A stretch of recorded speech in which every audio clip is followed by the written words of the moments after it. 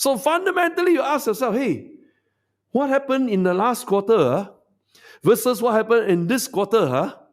Because last quarter and this quarter, right now, we are in the month of, we just finished 7, 8, 9. We just finished January, February, March. That's first quarter. Then April, May, June. That's second quarter.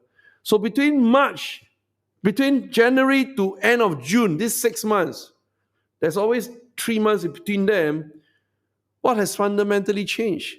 That kind of motivated so many investors to buy into Exxonmobil. I'm going to show you the names of investors that bought into Exxonmobil. And here we go. Vanguard bought $5.7 billion. Look at this. We strip the black box apart, strip it naked. Because that's our technology. We strip everybody naked. No hidden black box, no hocus pocus, smoke screen, and all that kind of nonsense out there.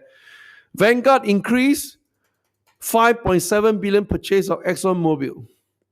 BlackRock, $3.6 billion. State Street, $1.9 billion. All of it, the data is shown right here. And if you talk about not just this group of people, how about the top 100? Top 100 are really the best of the best. The likes of Renaissance Technology, James Simmons just passed away this year. His guys are still running the business. George Soros, Carl Icahn, Bill Ackman, Ray Dalio, Warren Buffett. These are the top 100. They are known for consistently beating the index for the last 10, 20, 30, 40, 50 years of their lives. And among the top 100, holy moly, they increased their bet by 187%. Net purchase, $790 million.